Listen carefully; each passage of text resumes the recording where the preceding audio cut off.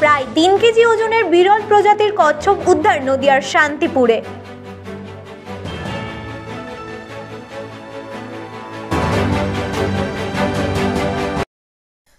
This video is for information and knowledge purpose only.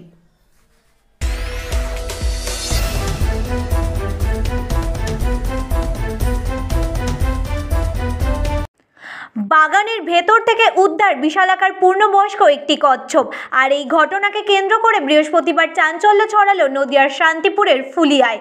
সূত্রের খবর, বৃহস্পতিবার ফুলিয়ায় পুমলিয়া এলাকার মানুষজন কাজে যাওয়ার সময় একটি বাগানের মধ্যে একটি বিশালাকার কচ্ছপ দেখতে পান।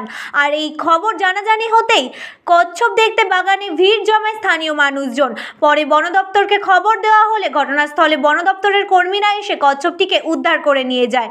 বন দপ্তর সূত্রের খবর, উদ্ধার হওয়া পূর্ণবয়স্ক এই কচ্ছপের ওজন প্রায় 3 কেজি। তবে কিভাবে ওই কচ্ছপ ওই এলাকায় এলো তা নিয়ে ধোঁয়াশায় রয়েছেন এলাকাবাসী।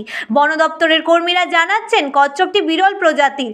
সচরাচর এই ধরনের কচ্ছপ জনবহুল এলাকাতে দেখা যায় না।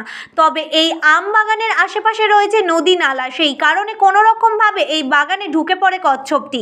অনেক সময় দেখা যায় এই ধরনের প্রাণীগুলিকে কিছু অসাধু মানুষ হত্যা করে, কিন্তু এখনকার স্থানীয় মানুষের তৎপরতায় কচ্ছপটিকে উদ্ধার করা সম্ভব হলো।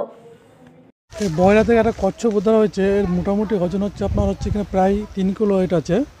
তো এটা গঙ্গাতে উঠে এসে, এটা শীতকালে মানে এখানে রোদ পোয়াতে আসে। তো এখানকার গৃহস্থ মানুষরা দেখতে পায় আমাদের বন দপ্তরে খবর দেয়। তো আমরা এটা এই মুহূর্তে উদ্ধার করে নিয়ে যাব এবং আমাদের উচ্চস্তর আধিকারিক যারা আছে তাদের সুপারিশে হয়তো তারা কোন জায়গায় রাখবে, হয়তো আমরা পুনরায় গঙ্গাতেই ছাড়বো, রিলিজ করব। কি উদ্ধার করলেন? এটা একটা বিরল প্রজাতির কচ্ছপ আর কি। এই প্রজাতি দেখা যায়? এটা খুবই কমই দেখা যায়, সচরাচর কম দেখা যায়। এটা কতটুকু ওজন বললেন? প্রায় 3 কিলো। এটা বয়স কেমন হবে? আনুমানিক 30 থেকে 35 বছর। এটা কত বছর বাঁচে? এরা মোটামুটি 300 বছর আছে। এই শীতের সিজনে এরকম ডাঙায় উঠে আসে, কি বলবেন? দেখুন, অনেক ক্ষেত্রে শীতকালে এরা রদ পোয়াতে আসে, ঠিক আছে। যেহেতু এরা উভচর প্রাণী, এরা ডাঙায় থাকতে ভালোবাসে এবং জলে থাকতে ভালোবাসে। কোথা থেকে উদ্ধার করলেন আজ? এটা প্রফুল্লনগর, আপনার পমলিয়াতে উদ্ধার করা হয়েছে। ফুলিয়া পমলিয়াতে উদ্ধার।